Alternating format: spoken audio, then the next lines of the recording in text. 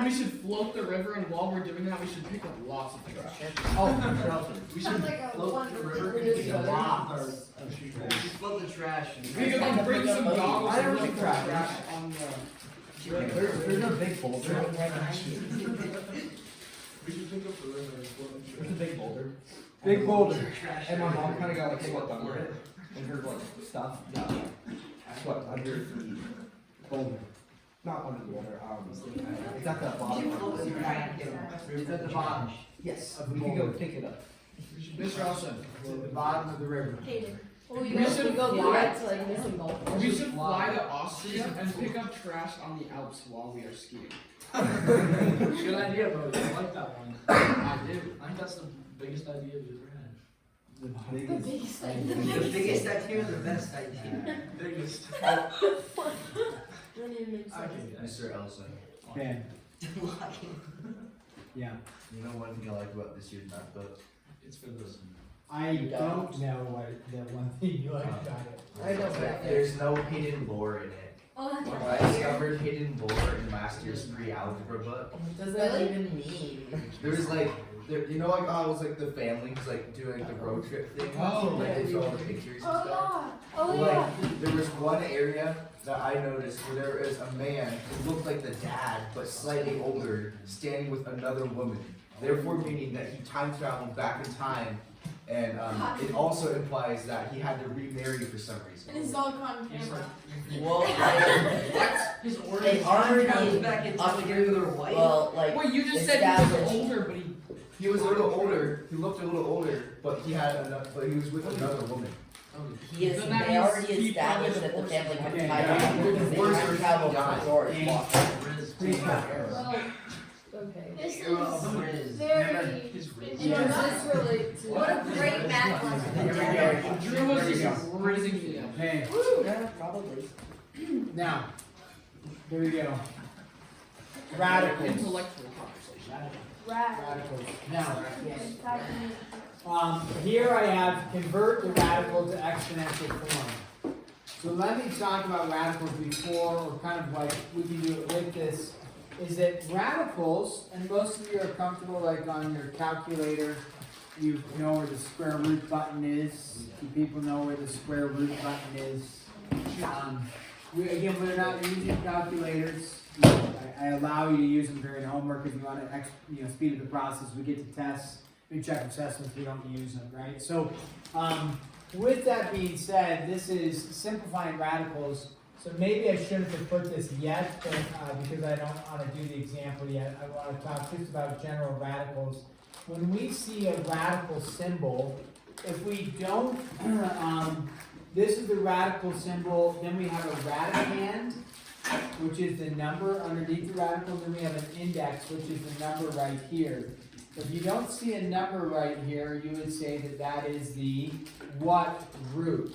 So if I said, so again, disregard this conversion thing, we're going to do a problem here. So maybe actually let me just come over here. If I said this, how would you read that? You would say square root of 25. So even though we don't see what the index is, if we don't see what the index is, we assume that it is the square root. Meaning there is a 2 here, we just don't write it. Now, the radical is simply a statement of asking the question, what multiplied by itself gives you the value, or what we would say the radicand. So this is the index here, and this is the radicand. So most of us are comfortable stating what? 5. I could, however, give you a different index. If I want a different index, I would write it like that and say the cube root, or the 4th root, the 5th root, the 6th root of, let's pick one that we should know, 8. There is another one there, yeah. And we would say, okay, the cube root of 8, and the cube root is asking what multiplied by itself, how many times? 3 times, and so the cube root of 8 would be 2. And so we understand now, this number here is the index, this number here is the radicand, okay? So when we look at this, so we talk about radicals, nothing written for the index, it's a square root. Something written, it'll change it to the cube root. You never have the first root of something. It starts with the square root, what multiplied by itself, so 2 times, or what multiplied by itself 3 times, 4 times, so on and so forth, okay? So when we do this though, we can have, let's go over here, converting the radicals to exponential form. What's actually really unique is that we can take a radical and put it as an exponent. And I don't know if you've ever learned this. I don't know if they teach it to you in pre-algebra. It'd be a little bit unique if they did. But if I have the square root of, let's say, the number 6, the square root of 6 by itself, you wouldn't, you could punch that into a calculator and find out a decimal value for it. But they actually just want you to write this in terms of exponential form. They're like, exponential form. So another way to write this with exponents is, and they're learning something potentially brand new today, is that you take the exponent, you're like, well, I don't see any exponents. What is the exponent on 6? 1. The value here, which is not written, is a 2, the index. And so you would rewrite this as 6 to the 1 divided by 2. And so the numerator is the exponent on your radicand. The denominator is the index value right there. It's a brand new way to look at radicals. Radicals, when they're written this way, are very helpful for us when we're trying to simplify radicals, because if we multiply or divide the same bases together, you can add or subtract the exponents, and so you can deal with exponents. So if, to come back over here, we can make a note that we know the square root of 25 is 5. Most of us are comfortable with that. Well, you don't need to, or you could, if you have your calculator, you can pull it out and check this. But the way to write 25, the square root of 25, if you wrote that in exponential form, it's 25 to the first power square rooted, right? So it could be written as 25 to the 1/2. So 25 to the 1/2 is the exact same thing as the square root of 25. And if you punch that into your calculator, it will give you 5 as well.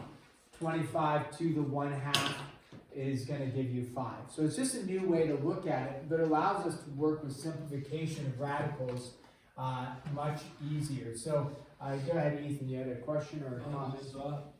Never mind, you just answered it.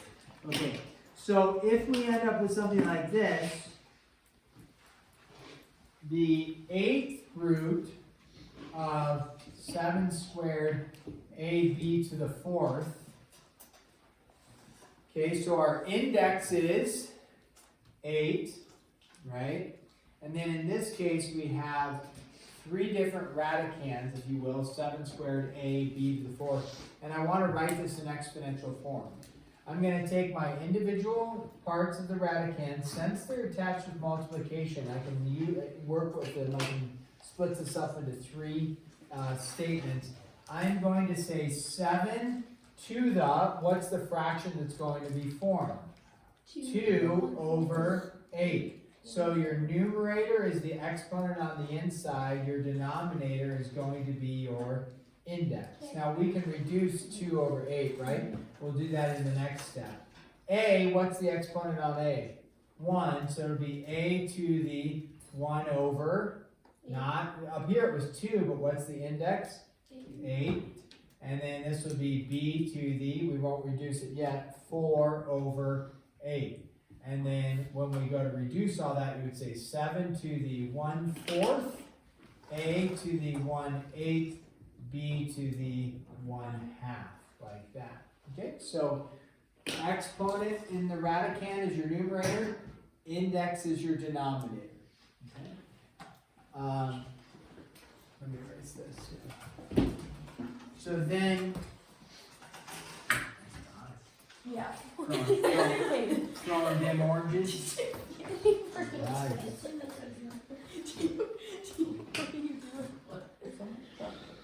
All right, convert expo expression to rad form. So now we're going to go the other direction, and that other direction is we're going to have a exponential form, and you want to convert it to a radical form, like that. So there's your exponential form. We're going to convert it to a radical form. So when you look at this, the denominator refers to your radicand or your index. The denominator refers to your index. Remember, denominator 8 is referring to your index. So in this case, are we dealing with the square root? Nope. Look at the denominator. We are dealing with the what root? Cube root, the third root. Yeah. So you can say cube root or third root. So we're gonna go like this. We make a radical symbol, but we don't say square root. What are we gonna say? Cube root. And if it's not the square root, you have to put the index in there. Right? So you gotta put a 3 in there. Then we have to put the number, since they both have a 3 and a 3, we can say cube root for both of them. They're multiplied together, so we're going to say 5, and then we're going to say x. Now think about the exponents. What's the exponent on the 5? 1. That's your numerator. Do we write a 1? No. I'm not going to mark you wrong if you're just like, I need to write the 1 so that I see all the numbers working together. That's fine. I'm not going to write the 1. It's 5 to the first power is just 5. But then the x is going to be x what? Squared, right? X to the second. And so that would be radical form. Let me give you this. This one's a little bit more challenging. And let's see why it's a little bit more challenging. We have 3 to the 3/8. That in and of itself isn't challenging. Well, if we're seeing the pattern, we're okay. To what we'd be using, but then they have this, r to the 1/4, s to the 1/2. When I say challenging, what's a little bit different about this is like, ooh, Because it's simplified. denominators are not the same.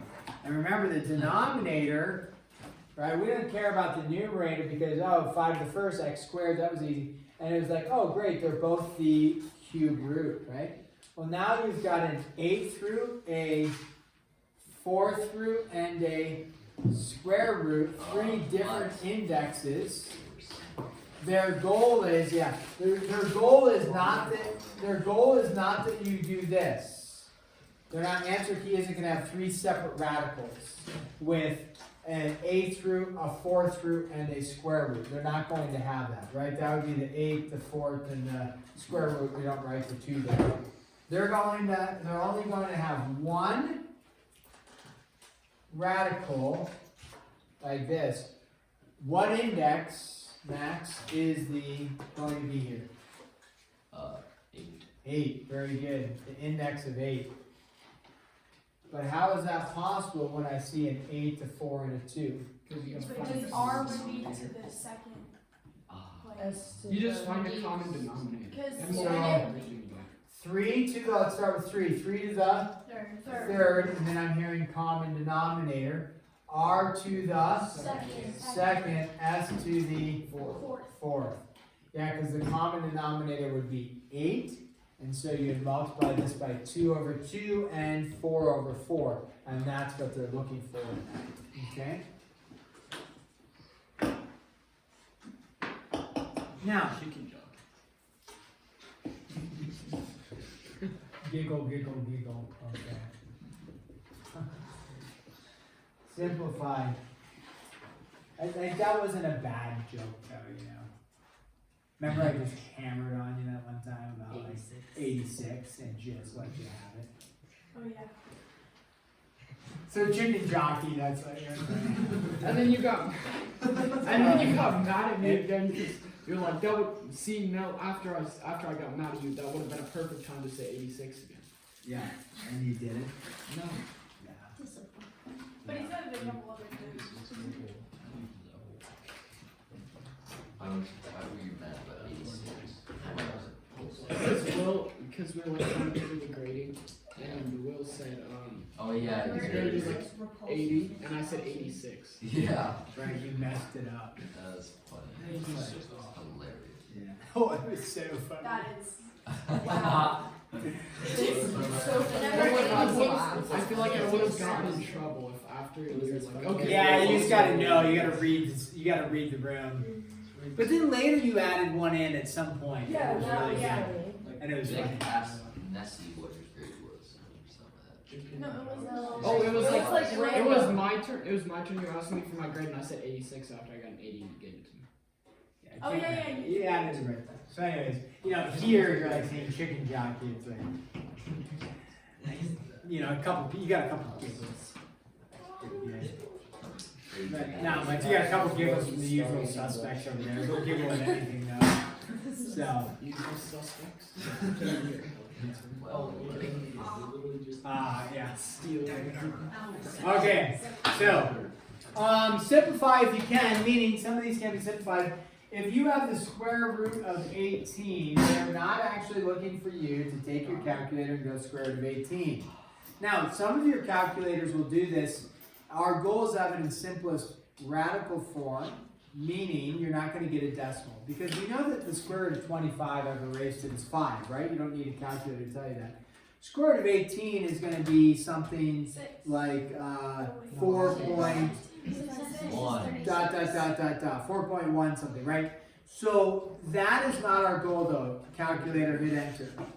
Again, you're not going to have the calculator to test. So if you go ahead and pull out your calculator, which is fine, and you hit the square root of 18, many of your calculators nowadays actually give you simplest radical form. Back in the day, and even some of the calculators now, they'll just give you a decimal answer, 4. Since you're not going to use your calculator anyways on the mid-chapter assessment of the test, it'd be worth knowing how to do this the way you're supposed to. And what you do is that the final answer is going to be in radical form. And when I say simplified radical form is this, what you do is you look for, is there a perfect square involved with 18? What's the perfect square that goes into 18? Not 6, 6 is not a perfect square, but what? 9 goes into 18, how many times? Twice, so we would say 9 times 2. Okay, now we haven't simplified it yet, but we know that 9 times 2 is the same thing as 18. Again, I'm looking for the largest perfect square, or just a perfect square that goes in there. Now, with radicals, this is an important rule, since it's multiplication, I can work with the square root of 9 and the square root of 2 separately. Okay, now you don't actually have to show that step when you're doing this. And then what I can do is, oh great, do I know the square root of 9? 3. Do I know the square root of 2 in terms of an exact value? No. So in which case we would just leave it as 3 root 2 is what we would say. Okay, so you find the large perfect square, separate it out, factor it, and then do the square root of 9 over 2. Now, if I gave you one like this, just square root of, let's go with 21. Okay. To do simplest radical form, we're looking for a perfect square that goes into 21. Now, maybe I should have reviewed our perfect squares. Our perfect squares are like 4, 9, 16, 25, 36, 49, 64. Are there any perfect squares that go into 21? No. So, no perfect squares go into 21, so what do? 7 times 3, that's true, but is 7 a perfect square or 3 a perfect square? No, so I can't, like I did with 9 turn into 3, right? I can't do anything with that, so this would be, I can't simplify. Wait, how do you know something is a perfect square? Because it's like 2 squared is 4, 3 squared is 9, 4 squared is 16, 5 squared is 25. Yeah, but 7 squared is 49. Yes, but 49 doesn't go into 21. Hang on. Guys, we will continue this lecture on Monday, but you can get started on some homework. What we're going to have for our homework is numbers 1 through 37 on. You can at least get started on some of this stuff, but we will cover this on Monday. This is for 10-1. We will cover more of this on Monday just as we do on Tuesday. So numbers 1 through 37 odd. We won't do any cumulative review stuff. Have a great weekend. Thank you. I'll see Well, yeah, but some of you for PTCs today. what do you mean? How was 18? No, 18 isn't a perfect square.